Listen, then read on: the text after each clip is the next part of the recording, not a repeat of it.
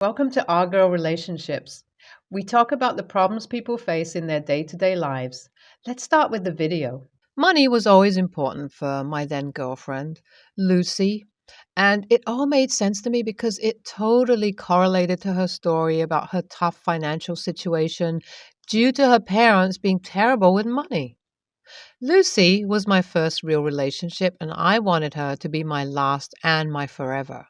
So, when we graduated from high school and saw just how terribly stressed Lucy seemed, I did everything I possibly could in my power to help her have the normal, happy, fulfilling college experience, even if that meant that I had to support her financially a lot. From the get go, my parents didn't like this. They warned me from time to time about how it was so obvious that Lucy was using me for my money, how she could have so very easily gotten a job for herself to support the life she wanted. I still remember the way I would argue with them day and night about how it was them who were too narrow minded, how our love went way beyond money, and so much other shit that I said to them while being blinded by the rose tinted glasses of love. I learnt my lesson on my own eventually, and it was during our 5 year anniversary. This anniversary was a huge deal for me. I had two restaurants under me. I owned them both partially with my parents, but mostly looked after all of them and took decisions on behalf of my parents, who had already retired. I was working on starting another one at a prime location and shutting down the one which didn't make much profit. My friends knew, my parents knew, Jason, my youngest brother, knew. Everyone except for Lucy knew about it because I was planning to offer her a really good job at this restaurant and also propose to her on the day of our anniversary. I genuinely believed that everyone was keeping it hush hush so that I could surprise Lucy and felt so lucky to be surrounded by people who supported my relationship. So I worked on this new restaurant for months, and by the day of our anniversary, all the arrangements had been made.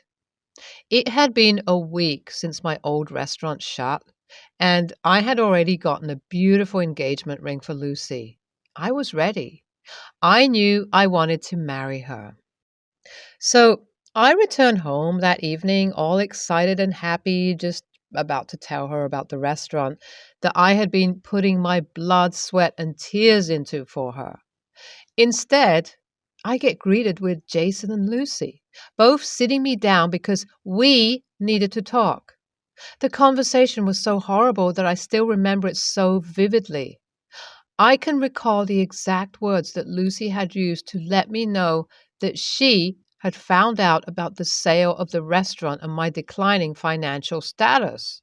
How she felt betrayed because of it, and how I should have known better because she obviously didn't date people from an unstable financial background. Heartbreak would be an understatement because then she looked at Jason, who held her hand, and looked at me with sorry eyes. The gesture said it all to me. I knew this wasn't the woman I wanted to be with. She and I both knew money was just an excuse. Being financially stable was just an excuse. Everything she ever said was probably all an excuse. I didn't utter a word. I simply asked Lucy to leave the house, which she did because she had already moved her things out of my house. I cut off whoever sided with Jason. Surprisingly, my parents sided with me through it all and supported me tremendously, moving to another city while managing the restaurant remotely. It's been 8 whopping years ever since then, and I've only been visiting my home city every once in a while to look if everything has been going smoothly at the restaurants back there and having meetings with the staff. I've sort of started an entire new life over the city I live in currently. I've established a couple of restaurants over here, and they have been a huge success. I also met a girl I really love and have been dating for the last 2 years. Life is as good as it possibly can be, except since this one situation hit. It was last week when I was shopping for groceries at our local Walmart. Out of nowhere, I was greeted by a voice that sounded very familiar and was absolutely shocked as I turned around, and it was none other than Lucy. She looked very depressed and tired from when I saw her. I greeted her and we got to talking as she told me how she was here for a girls' trip. She also informed me that her and Jason had eloped right after everything that went down. We talked about things, and she then asked me if I ever visited my home state, as she's never seen me around ever since everything went down between us. That made me laugh slightly as I told her that I did because I need to look after my restaurants. She seemed shocked when I said restaurants and began questioning me about it. I guess you can say I got a bit cocky there and told her everything that I'd been up to and how much I had expanded, even telling her about the shift of location of my second restaurant. I thought to myself that it wouldn't be a huge deal since it had already been so long, you know. But Lucy, she seemed very flustered. She looked like she's had the shock of her life, but she didn't say anything. The look on her face sort of gave it all to me, though, as eventually she hurried away, telling me that she's busy. I don't even think about that situation after, just think to myself that this was sort of some closure for me and move on from this situation. Calling this the end of the situation would be a really bad description because it feels like everything just started to fall apart ever since I've met Lucy. I've started to receive calls and texts from Jason, my family, and some of our cousins blaming me for ruining the relationship between Lucy and Jason after it had been so long since everything happened. Apparently, it was very bitter of me to tell Lucy about my wealth because for some reason she's very mad at Jason now and wants to end their marriage over it. Now, I have no idea where I've gone wrong and would really appreciate some outside perspective. AITA? I talked to my girlfriend about it all until all of this went down. She had little to no idea about this situation, and I definitely didn't want to keep her in the dark over a situation that was so impactful in my life. She was surprisingly calm and seemed very understanding. She went as far as to even suggest that I take up Lucy on her offer to meet up since she's been asking me too many times because she thinks we need to talk. I'm not sure if I'm going to do it, but I think I'm on the verge of accepting because there's absolutely no way of knowing what happened without me meeting her. No one, except for her, seems willing to tell me where if I went wrong because everyone keeps thinking that I did what I do on purpose, apparently. It makes no sense to me.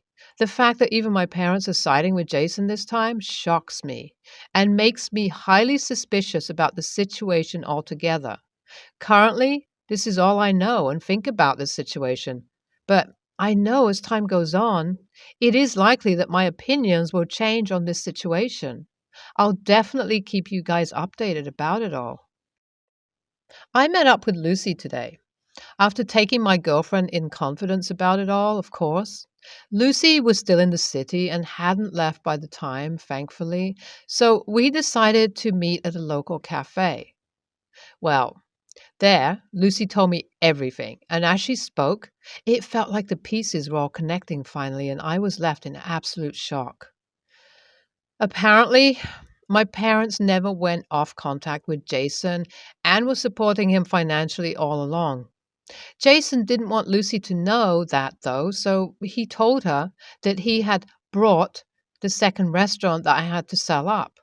My family is in the restaurant industry, so these aren't the only two restaurants we have. Jason took advantage of this and said a whole lot of BS to Lucy to impress her. Now, even though Jason is pretty much broke, the money he has is always spent on luxurious things. This is how Jason got Lucy to believe that he had a bunch of money when it was nowhere that close to what she believed he had. Their relationship in the past 8 years was already very stressful, and she was already suspicious about his financial situation. But the fact that she was married to him made her too scared to leave until she found out about all of this and decided that day itself to not return to our home state. I was in disbelief when I heard all of this, but knowing my parents and their absolute favoritism towards Jason, it all made sense. I'm currently home as I'm typing this out. A million thoughts are running through my head. I feel lost, betrayed, and done with everyone. I don't know what I'll be doing next. I know I said I didn't know what I was going to do in my last update, but in the back of my head, I knew that I needed to cut off contact with my family altogether because at the end of the day, they were really the villains that I was trying hard to run away from. My parents didn't like this so much because they knew they'd have to take over looking after the restaurants as I had started to look into selling my shares. It just went on to show how selfish and pathetic these people are and just how better off I am living without them. I'll be making a couple of last visits to my home state to get everything sorted. After that, I never wish to look back on these people, hoping them to become a distant memory as soon as possible. Thank you all. NTA. Lucy should just find a sugar daddy at this point because it's obvious that she's only after the money regardless of where you get it from. She seems to really lack common sense, and I guess that's the only reason why Jason and her got along together to begin with. NTA. Your parents were vile for what they did. Honestly, I always got the evil parents vibe from them from the get-go. Not gonna lie. The people around you are seriously terrible. I really hope you've made a strong friend circle around the new city you live in because you need it. My H and I are in the process of moving into our new home. We're getting some things updated before moving in. My mother in law was very insistent on doing her religious rituals to our home before we moved in. Basically, my husband would wave a sword around while I sprinkle holy water, and my mother in law follows behind us chanting. I do not know what religion she is. I don't think she's religious at all, but more superstitious. She gets the holy water and chant from a monk. I am not religious, but I do lean more towards Christianity because that is what I grew up with. Before we moved into our house now, we actually did this process, but I refuse to do it again at our new home because whatever belief mother-in-law has, it makes me very uncomfortable for specific reasons. When my oldest was born, my mother-in-law told me she paid the monks to have his fortune read. She said I had to place his crib facing a specific way or he would get hit by a car and die at some point in his life. She also told me he would suffer greatly in life if he visited my parents before he was 6 months old. I lost it on her. I told her if she ever had my children's future read, she would be instantly cut off. And how dare she tell me where and who my child could see? I did not let her see him for the first 6 months. I was pissed off she told me my newborn would die or suffer, and from that point forward, I wanted nothing to do with her religious beliefs. That is why I refused to let her do anything to our home. She cried and threw a fit. My H is mad at me because he thinks it is harmless to humor her. He doesn't believe in her religion, but he wants to do whatever we can to appease her. And I will not because it is bullshit, and I will never forgive or forget her telling me my newborn would die. Who the hell does that? Am I the a-hole for not giving in? I just want to say that I have no issues with her belief if it was just a home blessing. I was fully on board and kept an open mind at first. She blessed our first home and I sprinkled the water with a straight face while my husband stabbed at spirits with his sword. Weird but harmless. I did it. But then my oldest was born. I was a new mom with a tiny baby that I didn't know how to take care of. I had a million things to worry about, and instead of reassuring me, she told me that child would die early because his crib was wrong. And then, on top of that, she tried to take the support of my parents away. This is the moment where I had to draw the line. I cannot accept a home blessing without also validating her belief that the monks can predict and prevent the future if things are done in specific ways. That's where I'm coming from. I refuse to hear anything related to my kids, so I have to refuse the home ritual as well, because with one comes the other. And yes, I will try to find out her religion and will report back for those that are curious. Your NTA for saying you don't want to hear her talking about your child dying, but you also can't reasonably tell her not to go to fortune readings about your kids or believe and do what she wants outside your home. You just don't want or need to hear about it. You are right to establish boundaries, and your husband is wrong in saying she has to be appeased. But step back and don't make this about trying to control her actions or beliefs, just how she interacts with you and your children.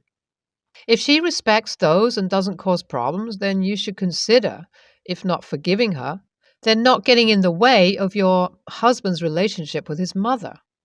NTA. If husband doesn't believe in the religion and you feel uncomfortable with that happening in your home, I don't think anyone should force you to do it. You have the right to feel comfortable in your own home, and I think the only opinions that matter are yours and husband's. Husband thinks it's harmless to humor mother in law, but clearly it's harming you mentally. If he has no obligation to do it, then that's where it stops. Hi, everyone. I'm sorry for any mistakes. English isn't my first language, and I am on mobile. So, I, 20 female, have moved out of my parents' house a few months ago. I visited last weekend, and since then, one of my sisters has taken over my room. Therefore, I slept on the couch. I left my ring and chain that my boyfriend both gifted me on anniversaries on the kitchen table. To give some context, my sister, 16 female, has been known to steal things or take without asking. Makeup, perfume, clothes, skincare, candy, anything you can think of. When I lived with her, I constantly had things go missing that I would eventually find back in her room or bags. She never gives it back or acknowledges having stolen anything, and it persists no matter what punishments she's facing. My parents have given up on correcting this behavior and resorted to buying locks and hiding everything. This is partly why I moved out, as I couldn't leave in public spaces, including my room, without it being stolen. When I complained about it happening, I was told that it was my fault and that I shouldn't have left my stuff where she could access it. Anyways, when I came back from the garage, my jewelry was not on the table anymore. I am a very forgetful person, and at first I believed I had misplaced it. I searched everywhere with my other sister, 17 female, and we couldn't find it. In the end, I left since I really needed to go. This was on Monday. My mom searched for it for 2 days and had no luck. At this point, I started suspecting my sister, but didn't want to believe she would steal expensive jewelry. I confronted her and she swore she didn't touch them. Fast forward to today, Friday. My mom texted me that she found my chain in my sister's room, but that the clasp and the small diamond pendant were missing. So not only did she take it, but she broke it. My ring also hasn't been found. I am pissed, and this takes her behavior to the next level. My mom has asked me not to contact my sister and let her take care of this on Monday. My sister is at my dad's right now, and she is coming back to my mom's on Monday. My sister is not admitting to have taken and or broken the chain and the ring. I feel like she deserves to face the consequences of her actions, and I am considering filing a police report for theft and destruction of personal property. My sister has the intention of going to law school and wants to become a lawyer. This would ruin any chances she has to pursue this career, but nothing else has worked to stop her from stealing, and it will probably be swept under the rug as always. Doing this would probably ruin my relationship with my sister and my mom. The punishment from my mom would be that she would have to ask for my forgiveness and pay to repair the chain and replace the clasp, pendant, and ring if she doesn't give them back. WIBTA if I filed a report? NTA. But why not text your sister to indicate that you will be filing a report unless you receive the missing jewelry immediately? Also indicate in the text that a record could compromise her plans for the future. In the meantime, your parents need to get your kleptomaniac sister into therapy. If her own family needs to put locks on everything, there is something seriously wrong with this girl, and her behavior is pathological. NTA. How could she uphold the law if she doesn't respect it? However, maybe drafting up a civil lawsuit for the repair and serving her with the lawsuit might be less damaging to her future and might scare her enough to resolve it without actual damages. If she doesn't react to that, then go forward with a real lawsuit or cops. NTA, well, not yet. I would confront her and have her admit and tell you exactly what she did and give her what you feel is fair compensation. Repair, replace, money, etc. Tell her she has one chance to come clean and make it right. And if she fails to, then you will be filing a police report. Now, if she denies it, half of it, or fails at meeting your demands or the timeline for compensation, then call the police in front of her. If you call now, then you can basically write off your sister for a long time.